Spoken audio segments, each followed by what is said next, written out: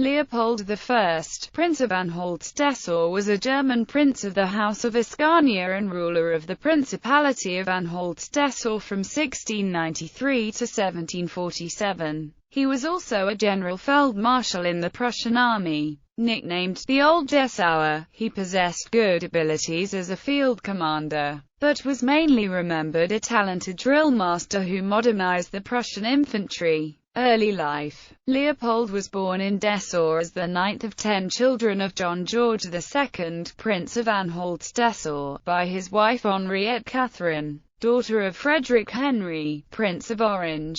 An older brother had died well before Leopold was born. From his earliest youth he devoted himself to military pursuits, for which he educated himself both physically and mentally. He became colonel of a Prussian regiment in 1693, and in the same year inherited his own principality. For the remainder of his long life, he performed the duties of a sovereign prince and a Prussian officer simultaneously. Leopold's first campaign was that of 1695 in the Netherlands, in which he was present at the siege of Namur. He remained in the field to the end of the War of 1697, the affairs of the Principality being managed chiefly by his mother, the Dowager Princess Henriette Catharina. Military career. War of the Spanish Succession. Leopold's career as a soldier in important commands began with the outbreak of the War of the Spanish Succession in 1701. He had many improvements made in the Prussian army, notably the introduction of the iron ramrod about 1700,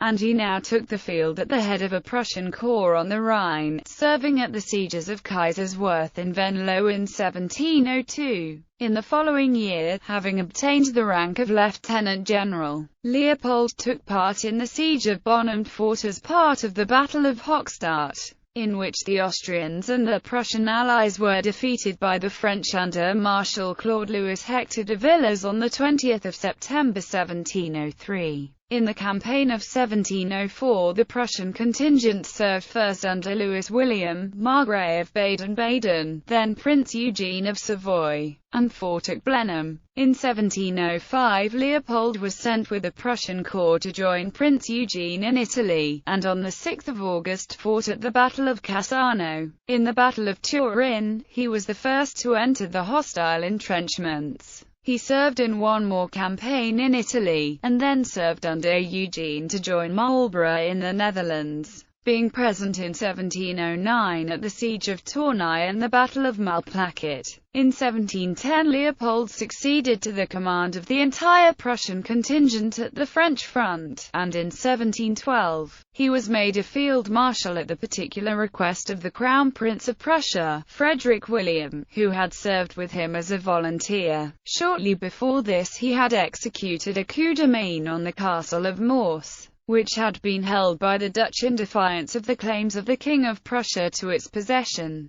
The operation was effected with absolute precision and the castle was seized without a shot being fired. In the earlier part of the reign of Frederick William I, the Prince of Dessau was one of the most influential members of the Prussian governing circle. Great Northern War. Although Prussia was hostile to Sweden, the Prussians were reluctant to participate in the Great Northern War. Only after the Russians destroyed most of the Swedish army did Prussia enter the war in 1715. Leopold accompanied the king to the front, commanded an army of 40,000 men, and defeated the much smaller force of Charles XII of Sweden in a hard-fought battle on the island of Rügen on 16 November in alliance with the Danish army of Stralsund. In peacetime, and especially after a court quarrel and duel with General Friedrich Wilhelm von Grumpkopf in 1725, he devoted himself to the training of the Prussian army. Training the Prussian army. Although the reputation gained by the Prussian army in the wars fought between 1675 to 1715 was a good one, it was still considered one of the minor military forces in Europe by 1740, when the War of the Austrian Succession broke out.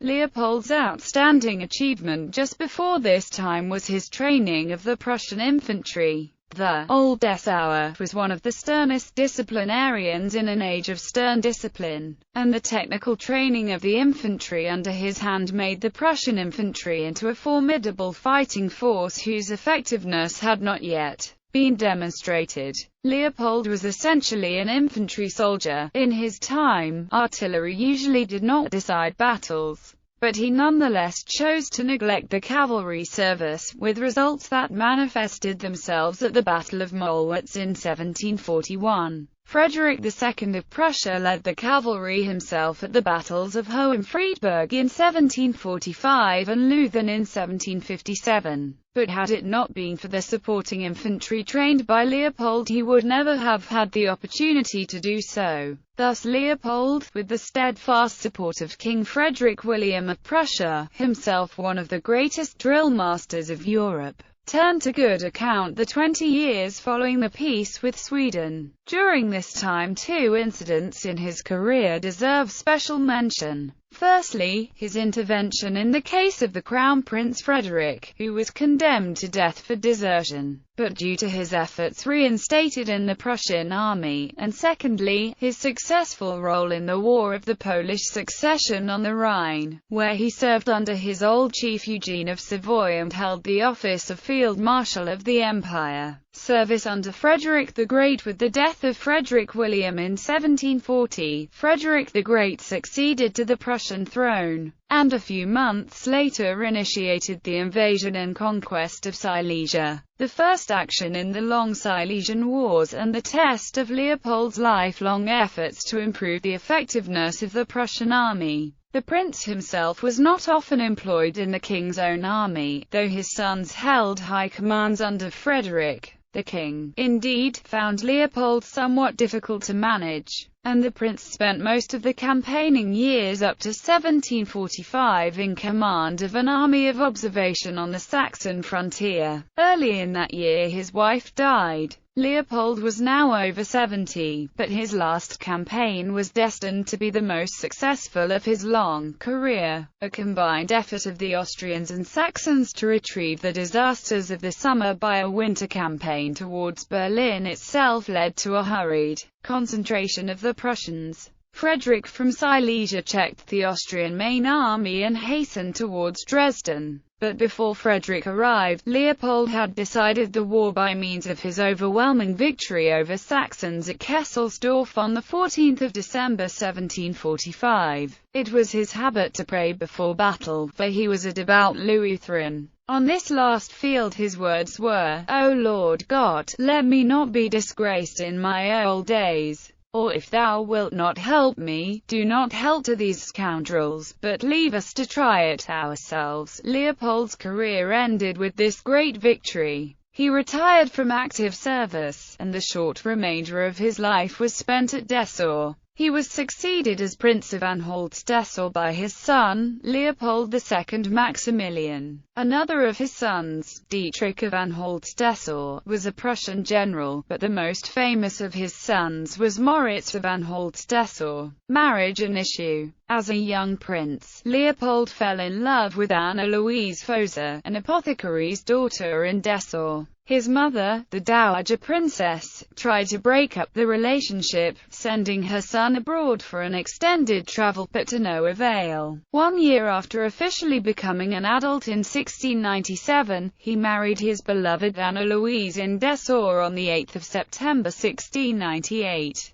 Forming a union that was morganatic until the imperial decree of 29 December 1701. The couple had 10 children. William Gustav, hereditary Prince of Anhalt-Dessau; Leopold II Maximilian, Prince of Anhalt-Dessau; Dietrich, later regent; Frederick Henry Eugen; Henriette Marie Louise. Louise, married on 25 November 1724 to Victor Frederick, Prince of Anhalt-Bernburg; Maurice, Anna Wilhelmina. Leopoldine Marie, married on 13 February 1739 to Frederick Henry, Margrave of Brandenburg-Schwedt. Henriette Amalia. On 29 December 1701, Anna Louise was created an imperial princess by the Emperor Leopold I. who also declared that their children would be considered princes and princesses of Anhalt and would enjoy all the rights that other princes of the empire enjoy. King Frederick I of Prussia extended his personal guarantee on 12 March 1702, promising to recognize the rights of the issue of this marriage. The agnates of all the branches of Anhalt also gave their agreement a few days later, on 21 March. Leopold and Anna Louise enjoyed a long and happy marriage, and the princess acquired an influence over her husband that she never ceased to exert on behalf of his subjects. After the death of Leopold's mother, she performed the duties of regent when he was absent on campaign. Often, too, she accompanied him into the field. In later life, however, Leopold sired two illegitimate sons by one Sophie Eleonore Soldner, John Georg Henry von Berenhorst, who married first in Zoberaetz on 8 May 1781 to Katharina Christiane Maria Otto, but divorced in 1783. In Cothen on 26 October 1783 he married for a second time to Henriette Christine Caroline von Bülow, with whom he had 6 children, 1 son, George John, and 5 daughters: Louise Sophie, Eugenie Johanna, Wilhelmina Henriette, Clara Hedwig, and Tekla Pauline, who, from her first marriage to Julius Friar von Richthofen, was a great-grandmother of Manfred von Richthofen. Karl Franz von Berenhorst, married in Schweinitz on 7 February 1785 to Johanna Eleonore Scholz. The 2 sons, Henry Karl and George Franz, were killed in battle. Neither of them married or had children. Ancestry.